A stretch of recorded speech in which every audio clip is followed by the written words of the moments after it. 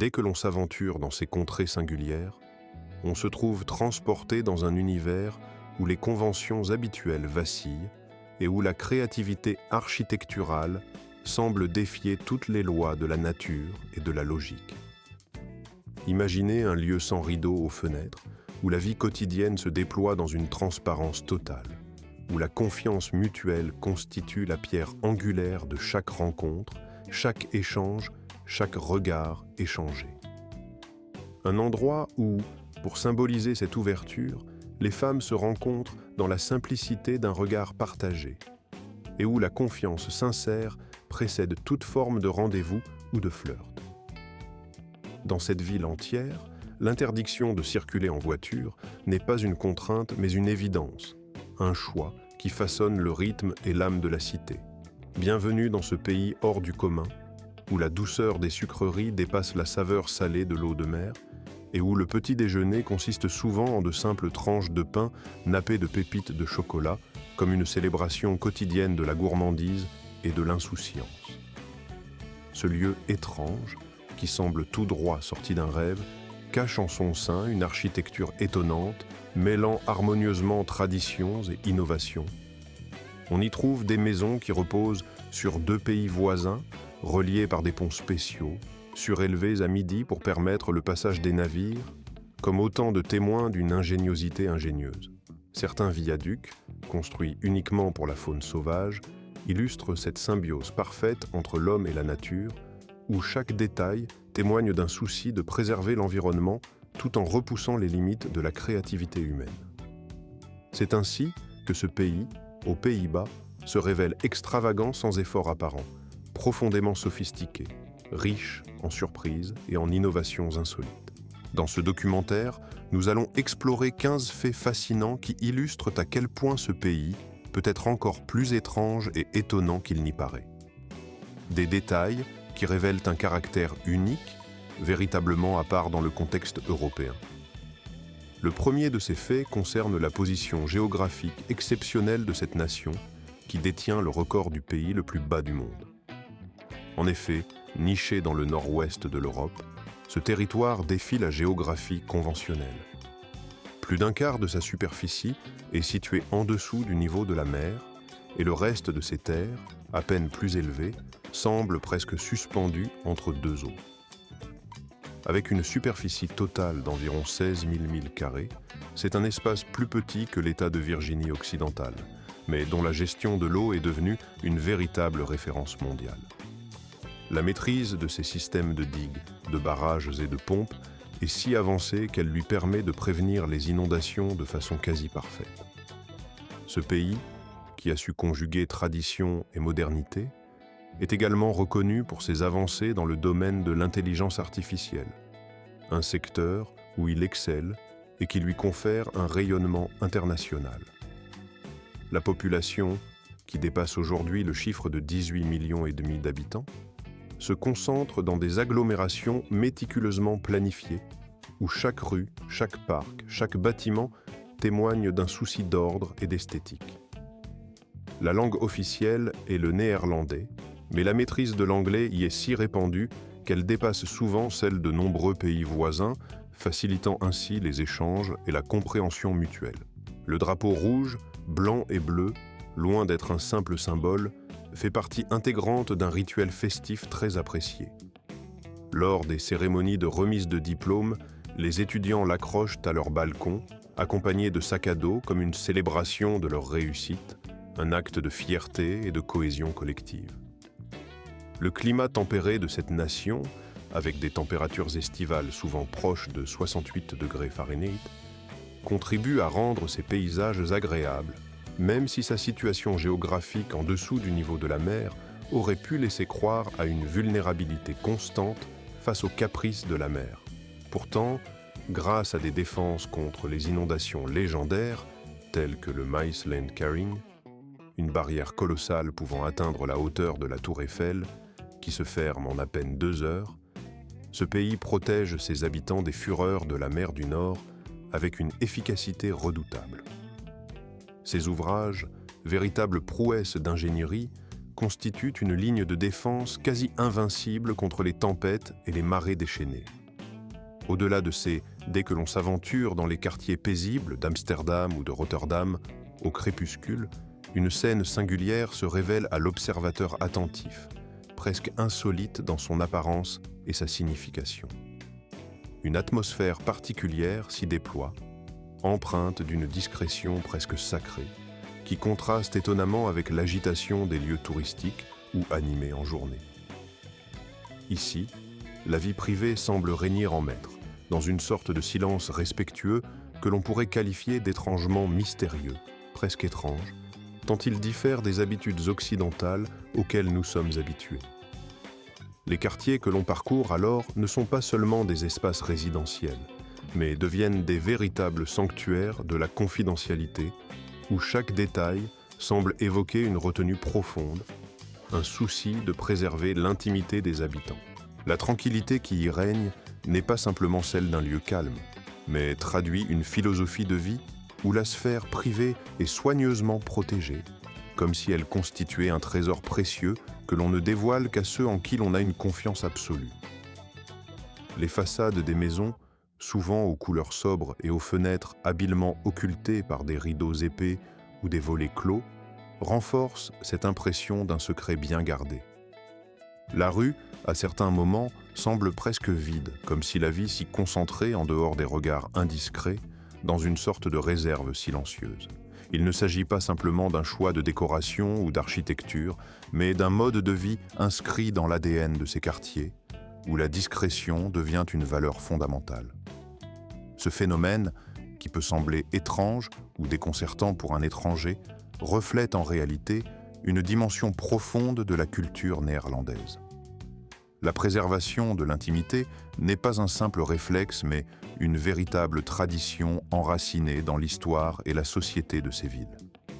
Elle traduit une volonté de respecter l'individu dans sa sphère la plus personnelle, tout en conservant une harmonie sociale où chacun peut évoluer en toute sérénité, sans craindre d'être constamment exposé ou jugé.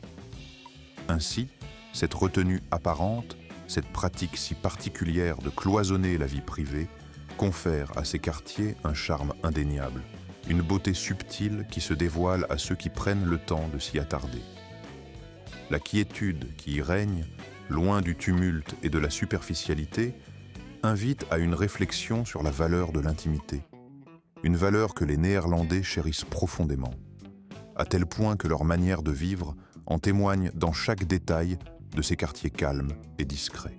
Les maisons néerlandaises, avec leurs vastes fenêtres entièrement ouvertes, sans la moindre trace de rideaux ou de voilage, offrent un spectacle singulier, même lorsque la pluie s'abat doucement sur les toits durant la nuit, que les lumières intérieures se diffusent dans une lueur chaleureuse et que chaque pièce semble vibrer d'une vie discrète. À travers ces fenêtres sans cachet, on peut observer des cuisines débordant d'activité, où des familles s'affairent à préparer le dîner, des conversations animées qui résonnent dans le calme nocturne, tandis que dans le salon, personne ne semble vraiment présent ou en train de faire attention à ce qui se passe à l'extérieur. Ce n'est pas un oubli ou une négligence, mais une pratique délibérée, inscrite dans leur culture. Aux Pays-Bas, laisser les fenêtres nues, sans voile ni store, constitue une norme profondément ancrée, une tradition façonnée par des siècles de valeurs sociales. Ces ouvertures qui se dévoilent sans retenue traduisent une philosophie de vie fondée sur l'honnêteté et la confiance collective. Ces maisons ouvertes signifient qu'il n'y a rien à dissimuler, aucun secret à garder, aucune crainte à avoir. Leur origine remonte aux valeurs calvinistes qui ont marqué l'histoire religieuse et sociale du pays. Si l'on mène une vie juste, se disent-ils, pourquoi cacher quoi que ce soit aux autres ? Ce paradoxe, propre à la société néerlandaise, mêle une forte inclination à la vie privée à une volonté d'afficher une transparence totale. Les habitants peuvent jeter un regard furtif par la fenêtre, observer sans intrusion, mais rarement s'attarder ou s'immiscer dans la vie d'autrui. Une règle tacite, presque instinctive, semble régir cette relation au visible, regarder sans envahir, observer sans troubler. Cet équilibre subtil entre ouverture et discrétion se ressent comme une évidence, une manière d'être qui se manifeste dans leur comportement quotidien, presque instinctif. Même lorsque de grands cristaux ou des panneaux de verre font office de séparation invisible, le respect de l'espace personnel demeure sacré, intangible. En réalité, cette coutume de vivre sans rideaux pourrait bien représenter l'expression la plus fascinante de leur transparence, de leur respect mutuel et de leur confiance silencieuse. Elle incarne à la fois une philosophie de vie ouverte et une manière de vivre en harmonie avec autrui, en toute simplicité. La 10e particularité étonnante des Pays-Bas concerne leur frontière la plus étrange au monde. Si l'on imagine habituellement les frontières internationales comme des barrières de barbelés ou des lignes tracées de manière rigide sur une carte, ici, dans la région de Bâle, cette conception se trouve totalement bouleversée. La ville de Bâle, à la frontière entre les Pays-Bas et la Belgique, ressemble à un nœud humain où les deux pays s'entrelacent si étroitement que l'on pourrait croire à une confusion géographique totale. Là-bas, il est possible de franchir la frontière entre les deux nations sans même se rendre compte, sans avoir besoin de montrer un passeport ou de s'arrêter. Il suffit de traverser une pièce, une cuisine ou un salon pour passer d'un pays à l'autre, comme si la frontière n'existait pas. Cette zone, appelée Barley-Sao du côté néerlandais et Barle-Hertog côté belge, représente l'une des frontières les plus complexes et les plus singulières du monde. Plus de 30 parcelles de terrain se mêlent et s'entrelacent dans un véritable patchwork, comme un échiquier géant où chaque case appartient à un pays différent ou à deux à la fois. Certaines maisons sont littéralement bâties directement sur la ligne de démarcation, leur porte d'entrée située sur la frontière même, leur nationalité étant déterminée par une règle étonnante, celle du pays où la porte principale se trouve. Même les établissements comme les bars ou les cafés obéissent à des lois différentes selon leur emplacement précis. Si vous sirotez une bière dans un bar situé du côté néerlandais, la loi exige qu'il ferme tôt, tandis que dans celui du côté belge, la musique peut continuer à résonner jusqu'à tard dans la nuit et les boissons coulent à flot. La frontière n'est pas seulement une ligne invisible, mais une réalité physique marquée par d'innombrables croix blanches peintes sur les routes, les trottoirs et même sur certaines façades.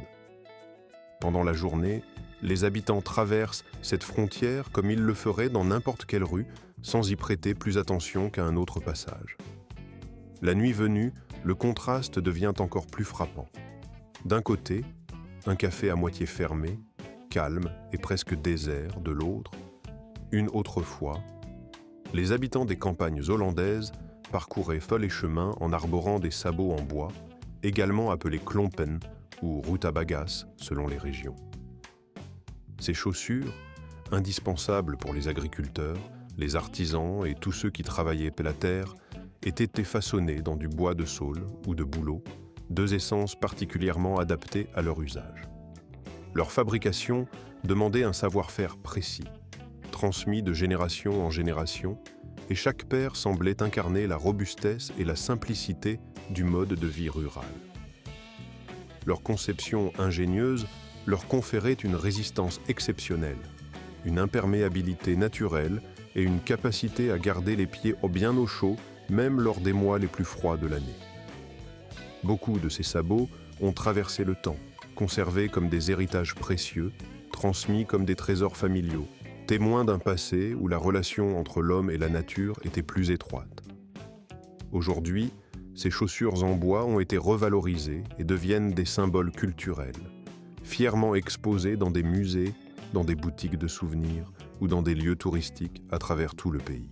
Leur usage quotidien a disparu depuis longtemps, remplacé par des chaussures modernes plus pratiques, mais l'esprit qui a animé ces artisans et ces ruraux perdure encore, notamment lors de festivals, de mariages traditionnels ou de rencontres populaires.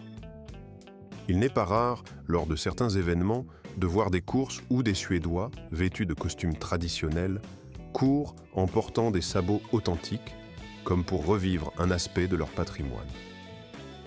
Dans des régions comme Twente ou Frise, Ces compétitions prennent une tournure de véritable spectacle, où les coureurs défilent dans les rues, leurs pas rythmés par le clac-clac, ce bruit sec et précis qui résonne comme un orchestre en bois en écho à un passé vivant.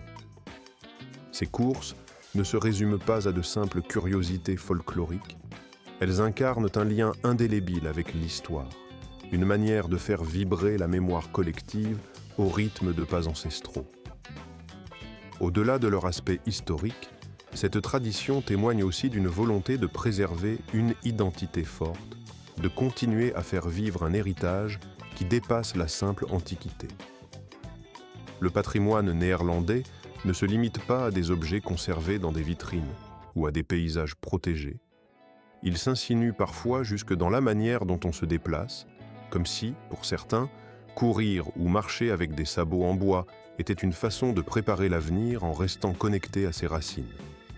Aux Pays-Bas, la préservation de la nature et de ses habitants revêt une importance capitale, et cela se manifeste jusque dans l'aménagement des infrastructures. Contrairement à la majorité des pays où les passages surélevés sont destinés aux voitures ou aux piétons, certains d'entre eux sont conçus exclusivement pour la faune sauvage.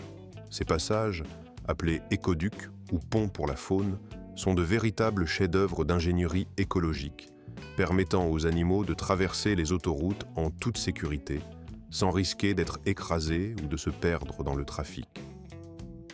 Leur conception est soigneusement pensée. Ils ressemblent à de petites forêts miniatures, parées d'arbres, de buissons, d'herbes sauvages, et même de petits étangs, recréant ainsi des habitats naturels pour la faune locale. La majorité de ces passages se répartissent dans tout le pays, avec plus de 70 exemplaires, dont certains, comme le fameux Natuurbrug Sanderijko, se distinguent par leur longueur exceptionnelle. Ce dernier, qui détient le record mondial du plus long passage supérieur dédié à la faune, s'étire sur plus de 800 mètres, offrant un corridor sécurisé à une multitude d'animaux, des cerfs aux renards, en passant par les hérissons et même les grenouilles.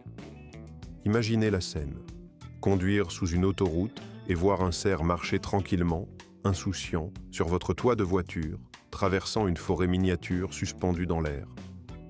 Ce spectacle, à la fois étonnant et rassurant, illustre la volonté des Hollandais de cohabiter harmonieusement avec la nature.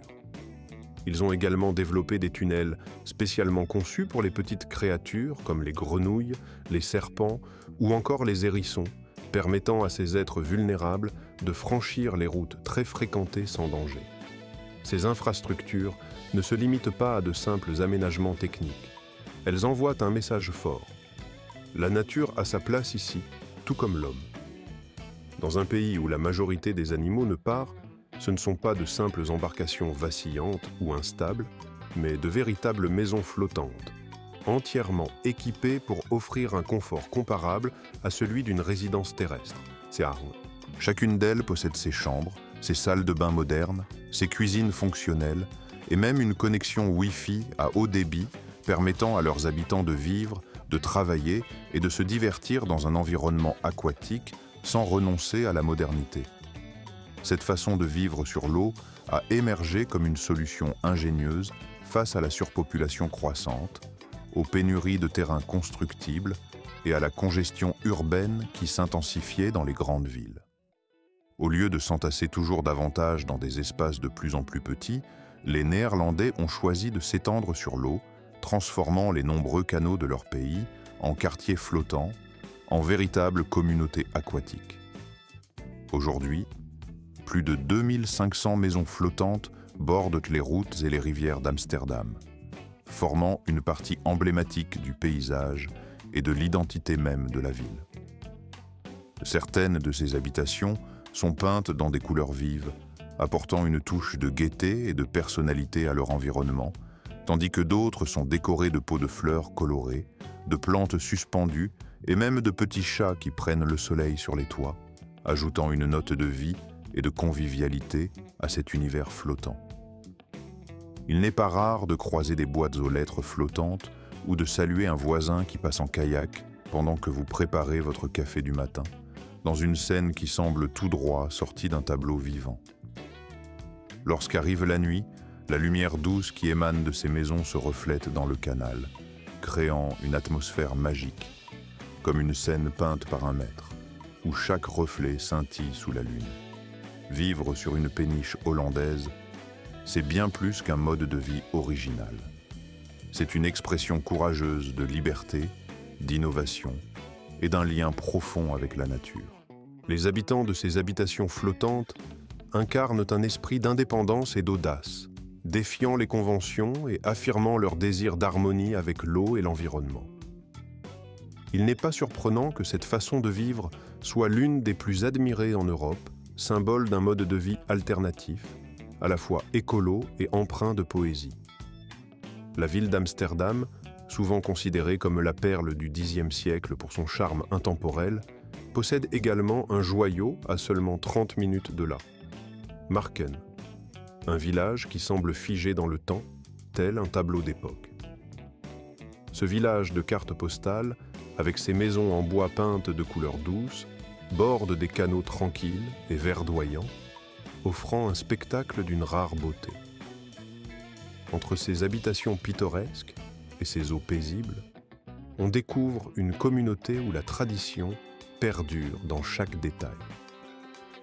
Les habitants portent encore fièrement leurs costumes traditionnels, non pas seulement pour attirer les touristes ou lors des festivals, mais comme une expression vivante de leur identité quotidienne.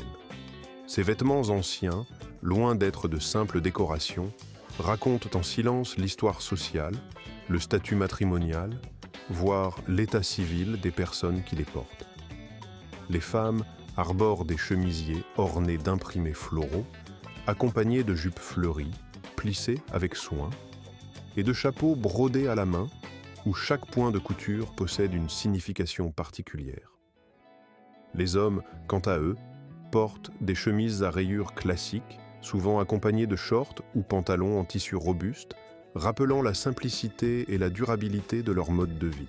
Depuis leur enfance, les enfants apprennent l'importance de respecter et de perpétuer ces traditions vestimentaires, considérant ces costumes comme un héritage précieux à préserver. À Marken, il était naturel de voir les habitants se déplacer à vélo, faire leurs courses, travailler dans les champs ou livrer le courrier, vêtus de ces habits ancestraux, comme si cela faisait partie intégrante de leur quotidien. La ville, elle-même, se distingue par ses maisons en bois peintes de verre, construites sur pilotis, une solution ingénieuse face au risque d'inondation côtière. Sur cette île isolée, souvent peu fréquentée, Marken a conservé ses douanes et ses structures presque intactes depuis plus d'un siècle, comme un témoin vivant d'un passé préservé. Ce n'est pas une simple curiosité touristique, mais une véritable vie quotidienne, habillée de l'élégance et du charme du XVe siècle, où chaque pierre et chaque planche racontent une histoire. En troisième position, l'aspect le plus étonnant de cet endroit réside dans l'absence totale de véhicules motorisés, de klaxons assourdissants ou d'embouteillages interminables. À la place s'étendent près de 90 km de canaux sinueux, entrelacés de plus de 170 ponts en bois qui relient avec charme et simplicité d'anciennes maisons aux toits de chaume, donnant à l'ensemble un aspect de carte postale vivante. Les habitants, plutôt que de prendre la voiture, préfèrent naviguer d'un lieu à l'autre dans de petits bateaux en bois, ou encore à pied ou à vélo, en parcourant des sentiers pavés qui serpentent le long de ces demeures centenaires. Malgré une population modeste, d'environ 2600 âmes, cette localité, baptisée Hoorn, attire chaque année plus d'1 million de visiteurs, principalement ceux en quête d'un refuge face au tumulte effréné de la vie moderne. Même la livraison du courrier s'effectue par bateau, un détail qui témoigne de l'harmonie parfaite entre mode de vie traditionnel et environnement préservé. En hiver, lorsque le gel recouvre les canaux, ceux-ci se transforment en vastes patinoires naturelles, évoquant sans doute une scène tout droit sortie d'un conte de Noël, où la glace scintille sous la lumière hivernale. Au-delà de sa beauté pittoresque, Giethoorn incarne un modèle exemplaire de tourisme durable, offrant un havre de paix au monde tout en défendant avec fermeté l'intégrité de son identité magique, façonnée par ses canaux, ses ponts et ses maisons chargées d'histoire. La ville vit sans voiture, un choix qui lui confère une atmosphère unique, apaisante et authentique. En 5e position, la vie à Amsterdam, la métropole la plus singulière de notre planète, mérite une mention toute particulière. Si un lieu pouvait prétendre à la suprématie du vélo, c'est bien cette ville où le deux roues règne en maître absolu. Avec plus de 22 millions de vélos, un chiffre supérieur à la population entière du pays, Amsterdam ne se limite pas à utiliser ses engins comme moyen de déplacement, mais les vit comme une véritable extension de son mode de vie. Dès l'aube jusqu'au crépuscule, les habitants, vêtus de costumes traditionnels, de manteaux longs ou de robes fleuries, glissent silencieusement le long des rues pavées, formant un ballet continu de cyclistes.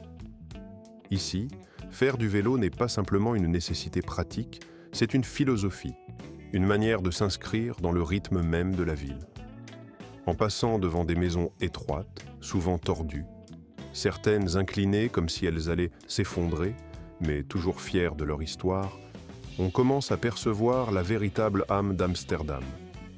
La ville possède également des ponts-levis emblématiques, tels que le pont Maherbroek ou le pont Mince de l'Amstel, qui s'ouvrent à heure fixe pour laisser passer les navires dans une harmonie parfaite avec la cadence détendue de cette cité.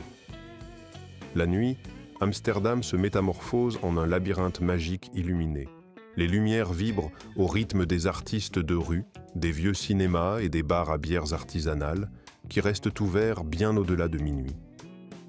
Dans certains quartiers, notamment Jordan, jadis quartier ouvrier, l'ambiance a changé et désormais, les bars au bord des canaux et les galeries boutiques illuminées de lumière dorée créent un décor à la fois vivant et sophistiqué. Un autre lieu emblématique demeure The Wallen, le quartier le plus célèbre, et parfois controversé, de la ville. Non seulement pour ses fameuses fenêtres rouges, mais aussi pour l'équilibre délicat qu'il maintient entre liberté et transparence. Les touristes, souvent étonnés, voient dans des femmes néerlandaises marcher seules à minuit, allant chercher des fleurs, sirotant une bière sur les marches de pierre ou achetant un bonbon en toute quiétude. C'est ainsi qu'Amsterdam se dévoile. Audacieuse dans sa liberté, sereine dans sa sécurité et profondément différente de toute autre métropole dans le monde. 4e dans le classement, cette ville et ses Pays-Bas offrent une expérience unique, incomparable, où chaque instant semble tisser d'une harmonie singulière entre tradition et modernité, nature et innovation. Si l'on croit que voyager consiste simplement à capturer des images souvenirs ou à ramener chez soi des objets précieux, tels que des petits souvenirs, alors les Pays-Bas risquent fort de bouleverser cette idée reçue. La première étape pour comprendre cette richesse insoupçonnée commence par une visite dans l'une de leurs bibliothèques remarquables. Dans des cités aussi vibrantes qu'Amsterdam ou Utrecht, ces lieux ne se limitent pas à la simple fonction de prêter des livres, comme on pourrait l'imaginer dans d'autres pays. Ici, ils offrent bien plus. Il est possible d'emprunter une perceuse pour un bricolage du dimanche, un aspirateur pour un nettoyage improvisé, ou même une friteuse à air pour préparer un repas savoureux. Aux États-Unis, ces objets seraient rangés dans un magasin de bricolage ou d'électroménager. Mais aux Pays-Bas, ils se trouvent dans un même espace que celui où l'on feuillette des ouvrages. Visiter la bibliothèque locale devient ainsi une expérience révélatrice, un véritable voyage dans la diversité des usages et des idées. Et si l'on souhaite découvrir la saison la plus emblématique du pays, alors l'arrivée du printemps s'impose comme un événement exceptionnel. À seulement 40 minutes d'Amsterdam, le jardin de Keukenhof s'épanouit en une explosion de couleurs, avec plus de 7 millions de tulipes déployant leurs pétales dans un spectacle naturel d'une beauté saisissante. Ce lieu magique se transforme chaque année en le plus grand jardin de fleurs au monde, attirant des visiteurs du monde entier. Il est intéressant de noter que ces fleurs ne sont pas originaires des Pays-Bas. Elles ont en réalité été importées de Turquie.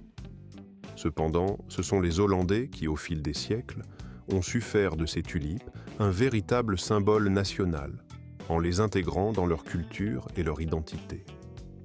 Lors de la fameuse ruée vers la tulipe au XVIIe siècle, cette passion a même engendré la première bulle financière de l'histoire, où la spéculation sur ces fleurs rares atteignit des sommets insoupçonnés. Les amateurs d'histoire seront également séduits par la visite de Kinderdyk, un site où se dressent 19 moulins anciens, certains ayant franchi le cap des 700 années. Ces moulins, parfaitement conservés, sont inscrits au patrimoine mondial de l'UNESCO. Ils illustrent avec brio la capacité des Néerlandais à cohabiter avec leur environnement aquatique, en maîtrisant intelligemment les eaux qui entourent leur pays. La visite de ces moulins devient une immersion dans un savoir-faire ancestral, une leçon de résilience face aux défis que pose la gestion de l'eau. Pour ceux qui préfèrent l'ingéniosité moderne, le système de défense contre les inondations du Delta Works représente une merveille d'ingénierie contemporaine. Classée parmi les 7 merveilles de l'ingénierie moderne, cette structure complexe assure la protection de millions de personnes vivant sous le niveau de la mer. Elle incarne la capacité des Néerlandais à innover pour préserver leur mode de vie face à la menace constante des eaux. Mais au-delà de ces prouesses techniques, la culture néerlandaise révèle une profondeur toute particulière lorsqu'on la découvre dans ses musées emblématiques. Le musée Van Gogh, par exemple, offre une plongée dans l'univers tourmenté et coloré de l'artiste, tandis que la maison d'Anne Frank devient un lieu chargé d'émotions, témoignant de la bravoure et de la ténacité d'une jeune fille face à l'oppression. Ces lieux laissent une empreinte indélébile dans l'esprit de ceux qui les visitent, révélant la richesse d'une nation bâtie sur la créativité, la résilience et une manière de penser tout à fait singulière. Le voyage aux Pays-Bas ne se limite pas à la découverte de sites ou de paysages spectaculaires. Il s'agit aussi d'une immersion dans une civilisation où l'innovation côtoie la tradition, où l'histoire se mêle à la modernité. La culture néerlandaise invite à une expérience qui dépasse le simple tourisme, touchant à l'essence même d'un peuple qui a su faire preuve d'ingéniosité et d'adaptabilité face aux défis du temps. Au moment où le calendrier annonce le 27 avril, les Pays-Bas entrent dans une fête nationale haute en couleurs et en émotions. En ce jour de la Koningsdag, ou fête du roi, le pays tout entier se pare de nuances orange vif, couleur emblématique de la maison royale d'Orange. Les rues se transforment en une mer de cette teinte éclatante, où la musique, la convivialité et les marchés en plein air créent une atmos. L'été, à Alkmaar, évoque une scène aussi vibrante qu'enchantée. Un moment où la tradition néerlandaise dévoile toute sa splendeur lors du célèbre festival du rouleau de fromage. Imaginez des hommes vêtus de costumes d'un blanc immaculé, coiffés de chapeaux de paille, s'activant avec une énergie joyeuse, faisant rouler avec force et précision d'énormes blocs de fromage sur une place pavée. La scène est à la fois spectaculaire et sonore, emplie d'une atmosphère chaleureuse et authentique où chaque mouvement, chaque cri résonne avec une intensité qui semble toucher l'âme même de cette nation. Ces hommes, dans leur animation collective, incarnent l'esprit néerlandais à la fois simple et profondément enraciné dans ses traditions, comme ils l'aiment tant. En parallèle, il faut souligner que vivre aux Pays-Bas ne coûte pas nécessairement une fortune. Avec seulement 300 $ américains par mois, il est possible de mener une existence relativement confortable, à condition de connaître quelques astuces et de s'adapter au mode de vie local. Résider dans ce pays, c'est bénéficier d'un des systèmes de santé parmi les meilleurs d'Europe, réputé pour sa qualité et son efficacité, ainsi que de rues méticuleusement conçues pour accueillir les cyclistes, dont la réseau est l'un des plus développés et fiables du continent. La vie quotidienne y est facilitée par des transports publics ponctuels, confortables et abordables, rendant la mobilité simple et pratique pour tous. Ce qui surprend souvent les Américains, c'est la perception qu'ils ont de la vie à l'étranger, notamment quant à son coût. Beaucoup pensent à tort qu'il faut être riche pour vivre dans un pays aussi avancé. Pourtant, la réalité est tout autre. Si l'on sait se comporter comme un local, en adoptant un mode de vie frugal et réfléchi, on peut s'en sortir avec une somme modique. Par exemple, louer un petit appartement d'une pièce au cœur d'Amsterdam peut coûter entre 15 000 et 8 000 dollars américains par an. Mais en choisissant de s'éloigner de quelques kilomètres vers des villes comme Haarlem, Utrecht ou Amersfoort, il est possible de réduire le loyer d'environ 30% tout en conservant une qualité de vie équivalente. Les dépenses pour les fournitures, le chauffage ou encore l'accès à Internet tournent généralement autour de 200 dollars par mois. En optant pour des bâtiments écologiques ou en partageant une connexion Wi-Fi, on peut réduire ses coûts de 30 à 50 dollars supplémentaires. La nourriture, quant à elle, constitue une autre facette de la vie néerlandaise. La majorité des habitants préfèrent cuisiner chez eux en utilisant des produits frais achetés directement sur les marchés de producteurs locaux, ce qui permet de limiter considérablement les dépenses d'épicerie. En moyenne, il est possible de s'en sortir avec entre 250 et 300 dollars par mois pour se nourrir correctement. Le transport, enfin, offre plusieurs options économiques. La carte OBCE, qui permet des trajets illimités sur le réseau de bus, tramway et métro, coûte environ 90 dollars par mois.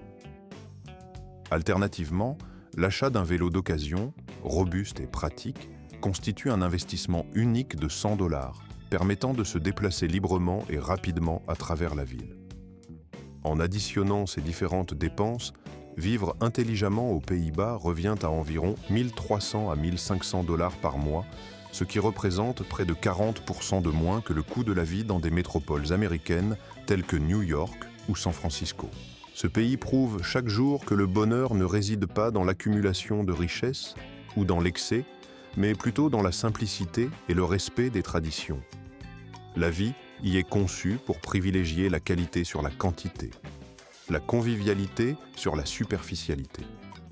Alors, seriez-vous prêt à tenter l'expérience et à franchir le pas vers cette vie à la fois modeste et pleine de charme? Écrivez 1 pour oui ou un 0 pour non dans les commentaires. Quant à la gastronomie néerlandaise, elle est aussi singulière qu'elle est audacieuse, déployant une palette de saveurs qui surprennent souvent ceux qui la découvrent pour la première fois. La cuisine des Pays-Bas se distingue par son caractère particulier, différent de celui de la plupart des autres pays européens, et peut même provoquer un choc culturel chez certains. Commençons par le harengue cru, appelé joyeux Seniwe, une véritable institution nationale. Consommé en tenant le poisson par la queue, il se mange en entier, un vrai défi pour ceux qui ne sont.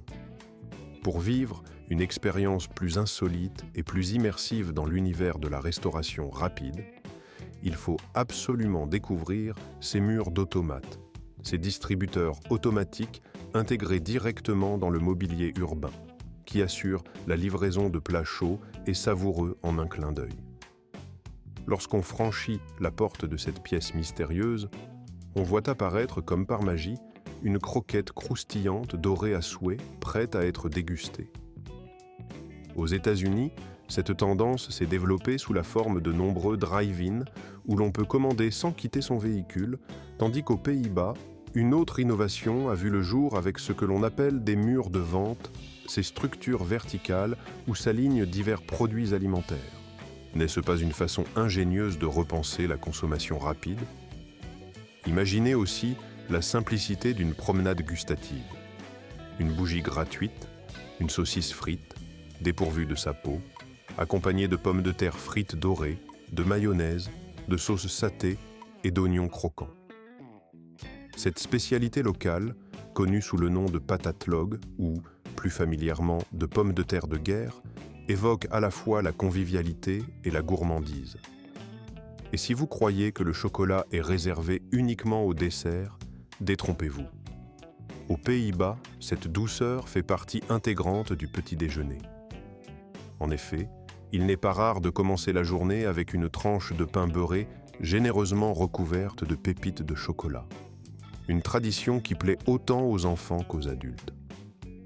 C'est comme si chaque matin s'ouvrait sur une petite fête, dès 7 heures du matin, un rituel aussi simple qu'attachant. En évoquant ces détails, nous avons déjà exploré 15 des faits les plus étonnants et charmants de cette petite nation, révélant une facette de ses habitants aussi audacieuse que brillante.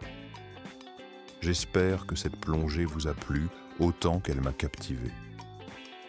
N'hésitez pas à me faire savoir si cette vidéo vous a enthousiasmé en cliquant sur le bouton « J'aime » et en vous abonnant à la chaîne pour ne pas manquer nos prochaines découvertes passionnantes. Votre soutien précieux nous permet de continuer à produire un contenu toujours plus riche et innovant. Pensez également à regarder la vidéo suivante qui s'affiche à l'écran, car je suis convaincu qu'elle vous plaira tout autant. Enfin, n'oubliez pas de laisser un commentaire pour nous indiquer quel pays vous aimeriez voir explorer lors de nos prochains voyages virtuels.